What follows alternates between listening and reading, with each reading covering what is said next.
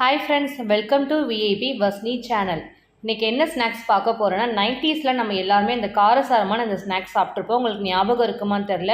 பேக்கெட்டில் நமக்கு சின்னதாக விற்பாங்க. ஸோ அந்த ஸ்நாக்ஸ் தான் இன்றைக்கி நம்ம ஃபுல் வீடியோஸாக பார்க்க போகிறோம். வீடியோஸை ஸ்கிப் பண்ணாதீங்க. எல்லா வீட்லேயுமே கண்டிப்பாக கோதுமை மாவு இருக்கும். கோதுமை மாவு இருந்துச்சுன்னா டக்குன்னு உடனே இந்த ஸ்நாக்ஸ் செய்ய ஸ்டார்ட் பண்ணிவிடுங்க. இது செய்ய ரொம்ப ரொம்ப ஈஸி. டீ குடிக்கிற டைமில் இந்த மாதிரி ஒரு ஸ்நாக்ஸ் ரெசிபியை பண்ணிட்டீங்கன்னா போதும், டக்குன்னு செஞ்சு முடிச்சிடலாம். ஸோ இந்த ஸ்நாக்ஸ் ரெசிபி எப்படி பண்ணலான்றதை வாங்க வீடியோஸ்க்குள்ள போய் பார்க்கலாம். வீடியோஸை ஸ்கிப் பண்ணாமல் பாருங்கள். ஃபஸ்ட் டைம் சேனலில் பார்க்குறவங்களா அப்படின்னா சப்ஸ்கிரைப் பட்டனை கொஞ்சம் கிளிக் பண்ணிக்கோங்க. பக்கத்தில் இருக்கிற பெல் ஐக்கானை கிளிக் பண்ணும்போது ஆல்ன்ற ஆப்ஷன் கொடுத்தீங்கன்னா நான் போடுற வீடியோஸ் எல்லாமே உங்களுக்கு ஆன் த ஸ்பாட்டில் வந்து சேரும். வாங்க வீடியோஸ்க்குள்ளே போகலாம். இந்த ஸ்நாக்ஸ் பண்ணுறதுக்கு ஒரு கப்பு கோதுமை மாவுனா அதே அளவுக்கு ஈக்குவலாக ஒரு கப்பு மைதா மாவு எடுத்துக்கணும். அதே மாதிரி கோதுமை மாவு வந்து எந்த மாவு வேணும் எடுத்துக்கலாம். கடை மாவு எடுத்துக்கலாம், இல்லை வீட்டில் நம்ம வந்து கோதுமையாக வாங்கிட்டு வந்து அரைச்சி நம்ம யூஸ் பண்ணுவோம் பாருங்கள், அந்த கோதுமை மாவு கூட எடுத்துக்கலாம். ஸோ எதை வேணாலும் எடுத்துக்கலாம். இந்த மாதிரி ஒரு கப் அளவு கோதுமை மாவு அதே ஈக்குவலாக மைதா மாவு நம்ம எடுத்துக்கலாம். ரேஷியோ எப்படி நம்ம அளந்து வச்சுருக்கோம் பாருங்கள். இப்போ அந்த மாவு எல்லாத்தையும் நம்ம ஒரு பவுலில் மாற்றிக்கலாம். ஃபஸ்ட் நம்ம மைதா மாவு சேர்த்துக்கலாம். நெக்ஸ்ட் வந்து கோதுமை மாவு ஆட் பண்ணிக்கலாம். ஒரு ஸ்பூன் கிட்ட ஓமம் ஆட் பண்ணிக்கலாம். ஓமம் வந்து கண்டிப்பாக போடுங்க, அப்போ தான் அந்த ஸ்நாக்ஸ் வந்து நல்லாயிருக்கும். அதே மாதிரி நமக்கு டைஜஷன் ஆகும். ஓமத்தோட ஃப்ளேவர் நமக்கு அந்த ஸ்நாக்ஸ் சூப்பராக இருக்கும். ஓமத்தை வந்து இந்த மாதிரி கையில் வச்சுட்டு லைட்டாக வந்து அப்படியே தேய்ச்சிட்டு அந்த மாதிரி போட்டுருங்க, கரெக்டாக இருக்கும். ஒரு ஸ்பூன் மிளகாய்த்தூள் சேர்த்துக்கலாம். தேவையான அளவு உப்பு ஆட் பண்ணிக்கலாம். இந்த ஸ்நாக்ஸ் பண்ணுறதுக்கு நான் வந்து ஒரு 3 ஸ்பூன் மட்டும் எண்ணெய் எடுத்திருக்கேன். இதை ஹீட் பண்ணி நம்ம அந்த மாவில் நம்ம சேர்க்க போகிறோம். ஃபஸ்ட்டு ஸ்டவ்வை ஆன் பண்ணிவிட்டு அந்த பேன் எடுத்துகிட்டு வந்து நம்ம எண்ணெயை நல்லா ஹீட் பண்ணிக்கலாம். இந்த எண்ணெய் வந்து நல்ல ஹீட் ஆகணும். ஹீட் ஆனாலும் நம்ம அந்த மாவில் ஊற்றும் போது நமக்கு வந்து லைட்டாக அந்த முறையாக வரணும். அந்த மாதிரி நம்ம ஹீட் பண்ணிக்கணும். இங்கே பாருங்கள், இந்த மாதிரி ஊற்றிக்கணும், அப்போ தான் கரெக்டாக இருக்கும்.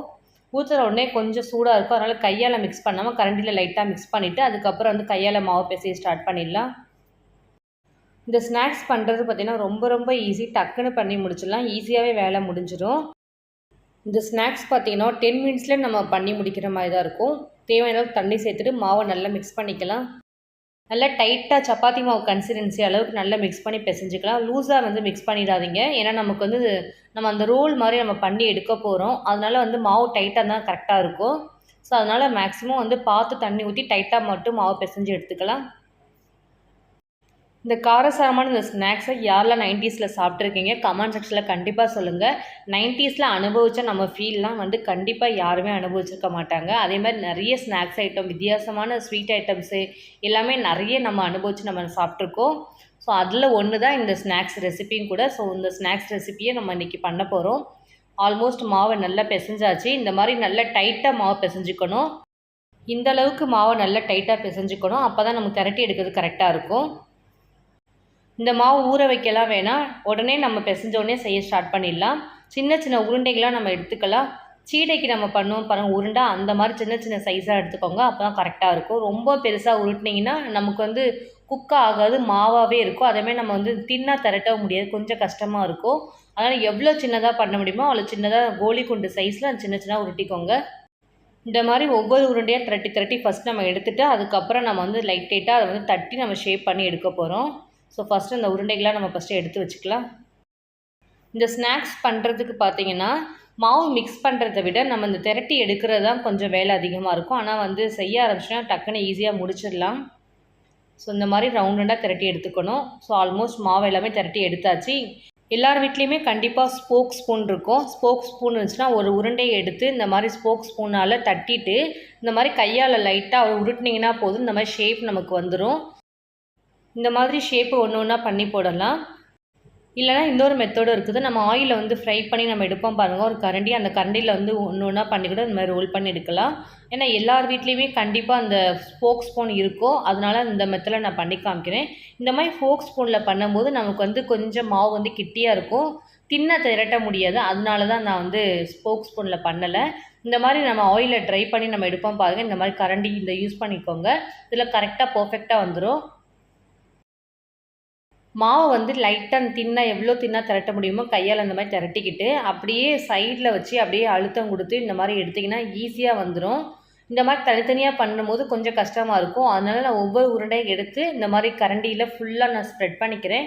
ஸ்ப்ரெட் பண்ணிவிட்டு கையால் ஃபுல்லாக நான் அந்த மாதிரி எடுத்து விட்டுக்கிறேன். அப்போ ரொம்ப ஈஸியாக இருக்கும் பண்ணுறதுக்கும், வேலையும் டக்குன்னு முடிஞ்சிடும். இந்த மாதிரி லைட்டாக அந்த கையால் ஃபுல்லாக அப்படியே எடுத்து எடுத்து விட்டிங்கன்னா போதும். நமக்கு அப்படியே நல்லா ஷேப்பாக நமக்கு அப்படியே வந்துடும் அந்த மாவு எல்லாமே. நமக்கு அந்த அச்சும் நமக்கு வந்துடும். இதுலேயுமே பண்ணலாம். சீப்பு வச்சுருந்தீங்கன்னா அதில் கூட நீங்கள் ட்ரை பண்ணலாம். ஆனால் இந்த மெத்தடில் பண்ணும்போது நமக்கு டக்குன்னு வேலையை முடிஞ்சிடும். ஈஸியாகவும் நமக்கு இருக்கும். அதே மாதிரி கண்டிப்பாக இந்த கரண்டி நம்ம வீட்டில் எல்லாத்து வீட்லேயுமே இருக்கும். ஸோ அதனால் நமக்கு பண்ணுறதுக்கு ஈஸியாக இருக்கும். ஆல்மோஸ்ட் இதே மாதிரி பண்ணி நான் எடுத்து வச்சுருக்கேன் பாருங்கள். இந்த மாதிரி ஷேப்பாக இருக்கும் உருண்டையாக. இதை நம்ம ஆயிலில் போட்டு ஒன்று ஒன்றா போட்டு மொத்தமாக போட்டு பொரித்து எடுத்துடலாம். நான் இன்றைக்கி 2 தான் போட்டு பொரித்து எடுக்க போகிறேன். இந்த ஸ்நாக்ஸ் ரெசிபி பண்ணுறதுக்கு ரொம்ப நேரம் மாவு பிசைஞ்சு வெயிட் பண்ணணும்னு கிடையாது. பண்ண உடனே நம்ம அடுத்தடுத்து செய்ய ஸ்டார்ட் பண்ணிடலாம். அதே மாதிரி திரட்டினதுக்கப்புறம் நம்ம ஆயிலில் போட்டு பொரிக்க ஸ்டார்ட் பண்ணிடலாம். ஸோ தேவையான அளவுக்கு கொஞ்சம் ஆயில் சேர்த்துக்கலாம். ஆயில் நல்லா ஹீட் ஆனதுக்கப்புறம் அந்த வச்சுருக்க ஒவ்வொரு உருண்டையாக எடுத்து எடுத்து போட்டு போட்டு பொரித்து எடுத்துடலாம். எண்ணெய் நல்லா ஹீட் ஆகிடுச்சான்னு பார்த்துக்கலாம். எண்ணெய் நல்லா ஹீட் ஆனதுக்கப்புறம் இந்த மாதிரி ஒன்று ஒன்றா போட்டுக்கலாம். தனித்தனியாக போடுங்க, மொத்தமாக போட்டுறாதீங்க. இந்த மாதிரி தனித்தனியாக ஒன்று ஒன்றா போடுங்க. இந்த உருண்டைகள்லாம் போடுறதுக்கு முன்னாடி ஸ்டவ் வந்து ஹை ஃப்ளேமில் இருக்கணும். போட்டதுக்கப்புறம் ஸ்டவ்வை ஃபுல்லாக ஸ்லோ பண்ணிவிட்டு இதை பொரிச்சு எடுக்கணும். அப்போ தான் நமக்கு உள்ளே ஃபுல்லாக நல்லா குக்காகி வரும். அந்த போட்டிருக்க உருண்டை எல்லாமே மாவு எல்லாமே நல்லா உள்ளே ஃபுல்லாக நல்லா குக் ஆகும். எவ்வளோ ஸ்லோ பண்ணி அடுப்பை ஸ்லோ பண்ணி இதை பொரிச்சு எடுக்கிறீங்களோ அப்போ தான் நமக்கு அந்த ஸ்நாக்ஸ் நல்லா குக்காகி வரும். லைட்டாக ஒன் சைடு வெந்ததுக்கப்புறம் கரண்டியால் இந்த மாதிரி திருப்பி திருப்பி விட்டிங்கன்னா நமக்கு ஈக்குவலாக ஃபுல்லாக ஃப்ரை ஆகிடும். இந்த மாதிரி ஃபுல்லாக மிக்ஸ் பண்ணி விடுங்க அப்பப்போ. அதே மாதிரி இந்த ஸ்நாக்ஸ் பார்த்திங்கன்னா கொஞ்சம் குக் ஆகிறது கொஞ்சம் லேட் ஆகும். ஏன்னா வந்து நம்ம வந்து உருட்டி போட்டிருக்கிறதுனால கொஞ்சம் நேரம் ஆகும் வேகிறதுக்கு. ஆனால் வெந்துச்சுன்னா நல்லா க்ரன்ச்சியாக கறக்கு முறுக்குன்னு சூப்பராக சாப்பிட்றதுக்கு. அது காரசாரமாக நல்லாயிருக்கும். இது டேஸ்ட்டு பார்த்திங்கன்னா 2 மினிட்ஸ்க்கு ஒன்ஸ் இந்த மாதிரி கரண்டியால் வந்து அப்பப்போ லைட்டாக மிக்ஸ் பண்ணி விடுங்க. ஒன் சைடு மாற்றி குக் பண்ணி விட்டிங்கன்னா தான் நமக்கு ஈவனாக அந்த ஸ்நாக்ஸ் ஃபுல்லாக நல்லா குக் ஆகும். அதே மாதிரி லைட்டாக கலர் மாறும். மாறினதுக்கப்புறம் ஆயிலேருந்து ட்ரை பண்ணிவிடுங்க. வெள்ளைன்னு இருக்கும்போது எடுத்துடாதீங்க. ஏன்னா நம்ம குக் ஆகாமலே இருக்கும். ஸோ அதனால் நல்லா இந்த மாதிரி கலர் மாறினோடனே அதுக்கப்புறம் ஆயிலேருந்து ஃபுல்லாக ட்ரை பண்ணி நம்ம எடுத்துக்கலாம். ஒரு பாதி தான் நான் வந்து பொரிச்சிருக்கேன். இப்போ 2வது பாதி நான் வந்து பொரிச்சு காமிக்கிறேன் பாருங்கள். ஃபஸ்ட்டு நம்ம எப்படி பண்ணமோ அதே தான் செகண்ட் ஆஃப் பண்ண போகிறோம். போடும்போது வந்து இதை கொஞ்சம் கேர்ஃபுல்லாக போடுங்க. தனித்தனியாக ஒன்று ஒன்றா போட்டு பொரிச்சிடுங்க. அப்போ தான் நமக்கு ஈக்குவலாக நல்லா ஃப்ரை ஆகும். மொத்தமாக நீங்கள் போடும்போது கொஞ்சம் கஷ்டமாகவும் இருக்கும், வேகாமல் இருக்கும். இந்த மாதிரி தனித்தனியாக நீங்கள் போடும்போது எல்லாமே ஈக்குவலாக நல்லா குக்காகி வரும். மீதி இருக்கிற எல்லாமே நான் மொத்தமாகவே போட்டுக்கிட்டேன். இந்த ஸ்நாக்ஸ் வந்து அடுப்பை வந்து ஹை ஃப்ளேமில் மட்டும் வச்சு பொரிச்சிடாதீங்க. ஃபுல்லாக ஸ்லோ பண்ணிவிட்டு பொரிச்சிடுங்க. அப்போ தான் நமக்கு உள்ள மாவு எல்லாமே நல்லா வெந்து வரும். சாப்பிட்றதுக்கும் நல்ல க்ரன்ச்சியாகவும் இருக்கும். நல்லா கறக்கு முறக்குன்றது கடித்து சாப்பிட்றதுக்கும். ஆயிலேருந்து பொரிச்சு எல்லாத்தையும் எடுத்துகிட்டு வந்தாச்சு. இந்த ஸ்நாக்ஸில் 1 ஸ்பூன் மிளகாய்த்தூள் சேர்த்துக்கலாம். கண்டிப்பாக மிளகாய்த்தூளும் உப்பு போடணும். அப்போ தான் இதோட டேஸ்ட் நல்லாயிருக்கும். தேவையான அளவுக்கு லைட்டாக ஒரு 1/2 டீஸ்பூன் மட்டும் உப்பு சேர்த்துக்கலாம். லைட்டாக அதை மிக்ஸ் பண்ணிவிட்டு லாஸ்ட்டில் வந்து 1 ஸ்பூன் சூடாக இருக்கிற எண்ணெயை மட்டும் சேர்த்துருங்க. இன்னும் டேஸ்ட் சூப்பராக இருக்கும். அப்போ தான் மசாலாலாம் நமக்கு அந்த ஸ்நாக்ஸில் போய் ஒட்டும். நம்ம வந்து பொரிச்சு எடுத்தோம் பாருங்கள், அந்த எண்ணெயை நம்ம யூஸ் பண்ணிக்கலாம். 1 ஸ்பூன் மட்டும் இந்த மாதிரி எண்ணெயை சேர்த்துட்டு திரும்பவும் லைட்டாக மிக்ஸ் பண்ணிக்கலாம். இந்த மாதிரி மிக்ஸ் பண்ணும்போது அந்த மசாலா எல்லாமே நமக்கு அந்த ஸ்நாக்ஸில் ஒட்டும். அப்போ தான் சாப்பிட்றதுக்கு நல்லாயிருக்கும். ஸோ இந்த மாதிரி ஃபுல்லாக ஆல்மோஸ்ட் எல்லாமே நல்லா மிக்ஸ் பண்ணியாச்சு. இதை அப்படியே நம்ம வேறு பிளேட்டில் சர்வ் பண்ணிட வேண்டியது தான். இந்த ஸ்நாக்ஸ் பார்த்திங்கன்னா கண்டிப்பாக குழந்தைங்கலேருந்து பெரியவங்க வரைக்கும் லைக் பண்ணி சாப்பிடுவாங்க. இது செய்கிறதுக்கு ரொம்ப ரொம்ப ஈஸி. கண்டிப்பாக சாப்பிட்டு பார்த்தீங்கன்னா அந்த டேஸ்ட்டை மறக்கவே மாட்டீங்க. நல்ல காரசாரமான அந்த ஸ்நாக்ஸ் சூப்பராக இருக்கும். கண்டிப்பாக ட்ரை பண்ணி பாருங்கள். இன்றைக்கி என்னோடய ஸ்டைலில் உங்களுக்கு நான் 90ஸில் நம்ம காரசாரமான ஸ்நாக்ஸ் சாப்பிட்ருப்போம். அந்த ஸ்நாக்ஸ் தான் இன்றைக்கி நான் உங்களுக்கு ரெசிப்பியாக செஞ்சு காமிச்சிருக்கேன்.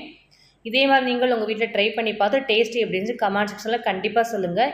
ஏதாவது டவுட்னா கண்டிப்பாக கமெண்ட்டில் கேளுங்க, நான் ரிப்ளை பண்ணுறேன்.